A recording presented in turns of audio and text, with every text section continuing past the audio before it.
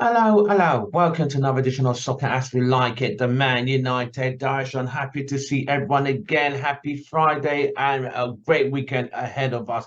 Right, let's get right into the breaking news. As we know, it's always bombshell news with Manchester United. If there isn't any bombshell or breaking news with Man United, then there seems to be an issue as it currently stands. While you're watching us, smash a like on our video, drop your comments, and don't forget to please subscribe by hitting the subscribe button at the bottom of your screen or at the bottom of our video to help us get to 4K. So thank you very much for subscribing. We'll continue to follow us on all the social media platforms. Right, without much further ado, let's get right into it. Anthony is back. Yes, Anthony's back. A lot of people, Tim, have been saying to me, Tim, why is Anthony back? First of all, he was not arrested. He was never charged with Mason Greenwood. Mason Greenwood was arrested and charged for battery, controlling, and alleged rape, and the audio and the video. So Anthony's one is 3 women came out and confirmed he abused them violently. One has recanted her statement, said he did throw her out of a car, but he's gone to Brazil to face charges or face and answer questions. The police have not arrested him. He's cooperated with them. He's come back to UK and spoken to the Manchester police, and Manchester United released a statement. I'm going to read out that statement for you today, and here is what Manchester United said. I'll give it to you right here, right now. You know, this is the channel for you to get all the latest news and breaking news related to Manchester United. Happy Friday, everyone. Right, Manchester United issued the following statement on Anthony. Since allegations were first made in June, Anthony has cooperated with police inquiries in both Brazil and UK. He continues to do so.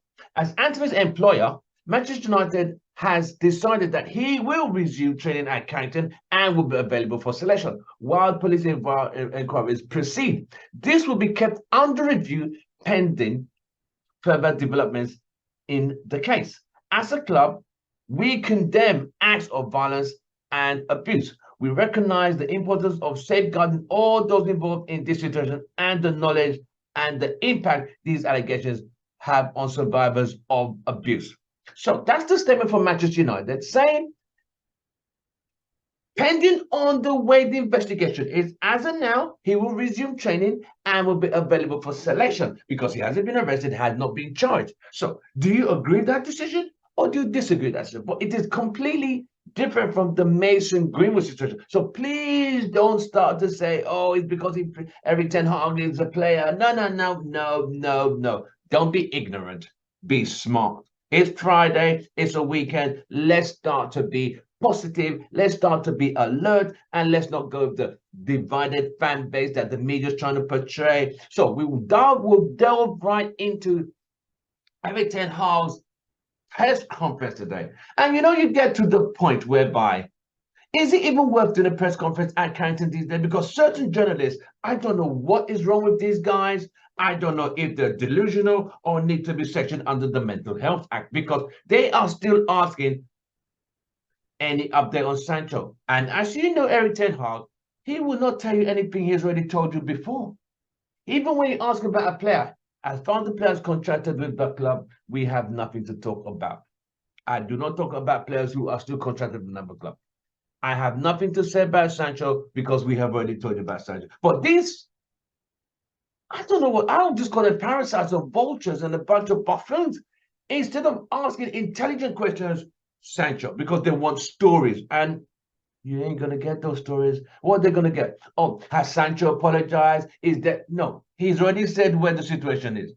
He's gonna be training with the under 18s or under 5s at this point. Nobody bloody cares. You see, this is the problem with footballers today. Sancho has the talent, but if your training team does not see that level of training put in regularly, consistently. You had an issue in Man City, issue at Dortmund, issues in England camp, now in Man United. There seems to be a chronological pattern here. You see, you know when a player starts to think they are fine wine they are sparkling wine. No, you don't know when a player thinks the champagne in a sparkling wine glass. You know, when they think that way, that they are the fine champagne in wine glass, but actually they're just warm piss in a plastic cup. You know what I mean? It's just that bad. So as it stands, Ten Hag said, no, nothing's changed. Move it on. Stop asking the same stupid questions. If you've got nothing better to say, keep it moving. Now they asked about Amrabat. Amrabat is fine. He's going to play. Da, da, da. They asked about why there's so many problems in terms of why there's so many injuries. I'm coming to that part. The game has changed.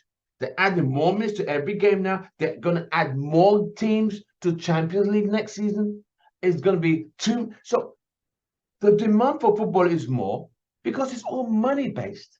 It's all about the money. They don't care about these players. Yeah, you could be earning 300 or 3,000 or 100 a week. But you will do as we say, and you can till these players are completely burnt out because they think these guys are robots. They are not robots. They had the World Cup in December.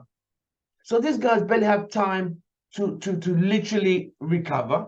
They're forced back into the team, go on tours from one part of the world to another, flight distances and all this just to appease the fans who are paying money to these clubs to make more money. That's all it is. It is what it is. So that was what the press conference. I'm just summarizing what the press conference was. But another breaking news: Man United have. I'm sorry, I don't have bad news now. I told you I started with positive news, so you can understand that. I had positive news. Friday vibes. You know what I mean? United, glory, glory. We're gonna beat Crystal Palace tomorrow. But here is the bad news: we have injuries again. Regular, our cover of two left backs who are injured, Malaysia and Luke Shaw. He was the cover for those two. Is now injured, so we now have three left backs who are injured: Luke Shaw, Malaysia, and Regular. Regular pulled a hamstring, but what happened was when he pulled up against Burnley on Saturday, it was said he was actually sick during the week and recovered and was able to play. But when he started to hold his hamstring, when after more assessment, he's going to be out for at least 3 to 4 weeks. So what does that say? Man United is not a curse. It's not coincidental. It's not the medical team. I don't know how good they are. I really don't know anymore, mate. At this point, I'm just completely discombobulated. See what I mean? My Montalon Blangata is completely confused because I can't handle the this and the that and not well being trained, not well fit, not well examined, medically. It's a lot. It's a lot, mate. But this is Manchester United, right?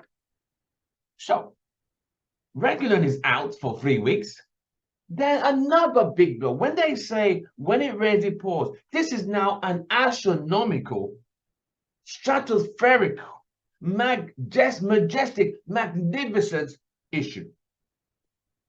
Martinez, are you guys ready for it? Are you guys ready for it? Martinez is going to be out for another 2 months. Because I did say he's not what he was last season. He seems slow. He seems out of place. He doesn't seem as quick as he used to be. After that Arsenal defeat, he was not the same.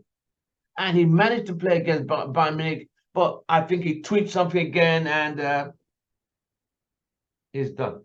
He won't be back till at least December. So he's out for 2-3 months. That's a mess. So it's going to be either Varane and Lindelof or Varane and Ari. That's it, mate. We are literally that thin. But at the same time, Amrabat's going to go left back. Dello's going to go right back.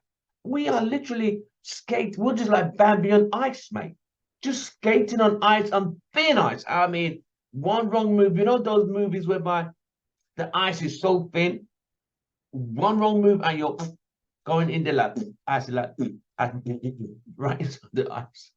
That is where we are in terms of Man United and injury. So Martinez is out for 3 months. Regular's out for 3 weeks. So we're screwed.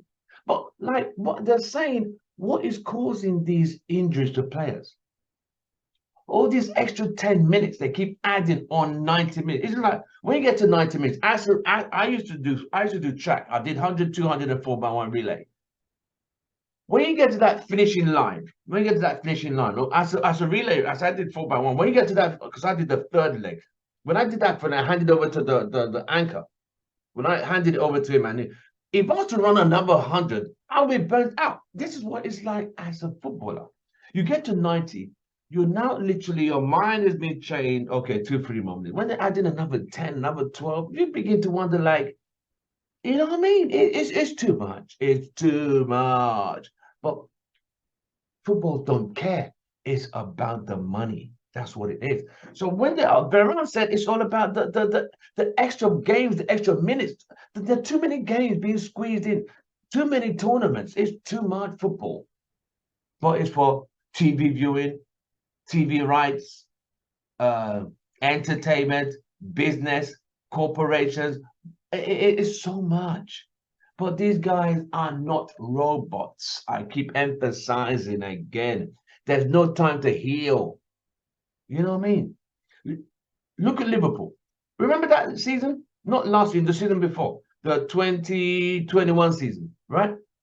2021, the 2021 season, where they fought with, they won the Carabao Cup, beating Chelsea in the final on penalties, won the FA Cup, beating Chelsea on penalties. Got to the Champions League and lost to Real Madrid. Fought to Super Sunday with Man City and lost the league title on the Super Sunday. The following season, which was last season, what happened to them? Crippled. Completely crippled. Burnt out. Now they're just starting to go back in again. Players are not robots. They are not machines. They are human. The body muscle. Because like I said, back in the day, there were not this many tournaments. You know what I mean? There were not a lot of tournaments like this. This is too much. Remember, in Europe, only 3 teams went to Europe. The winner of the league, that was it. There was no second, third, fourth, none. It was just the winner of the league, which only the winners of the leagues played the European Cup. It was then known as the European Cup back in the day. When I was a kid, it was known as the European Cup.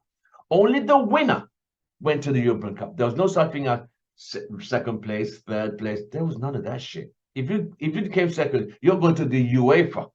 So there was the UEFA, whereby the runner-up went to the UEFA, third place got nowhere.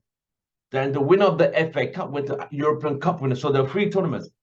European Cup, only the winner of the league went into that tournament. That's the prestige of the league. Actually, you have to win the league to qualify. European Cup Winners' Cup. Only when you won the FA Cup, you went into that tournament. Not the runner-up, none of that. UEFA Cup, which is now Europa, was only the person who came second in the league. See what I mean? But now, 1, 2, 3, 4, go to Champions League. Now they want to make it 5. Reason why? Then Europa League, 6, 7, 8, the European Conference, 9, 10. Soon it'll be the whole league will be playing Europe. It's just stupid. It's crazy. To me, it's crazy. So United are out with there's no regular, there's no Martinez, and Antony is back in training.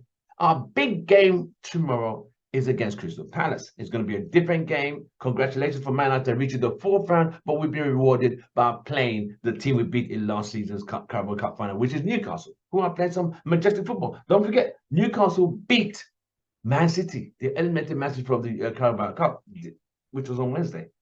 So Newcastle ain't a bad team.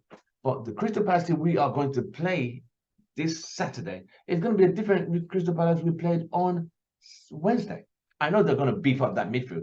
They have a guy called Eze, and he's really skillful. So United, with that, so the lineup I'm predicting is going to be tomorrow. At the back, we're going to have Onana. On the left, Amrabat, Veron, Lindelof, and Dalot, back 4. Midfield, Casemiro, Mount, Bruno, 3. Up front, Rashford, Rasmus, and Pelistri. That's my prediction lineup. It is what it is. It is what it is. But hopefully we'll get 3 points. I believe we could get 3 points. I know it's going to be, we're going to have to dig deep. but I think United can pull it off. I feel and I believe Man United will pull this off. So Man United should get 3 points tomorrow.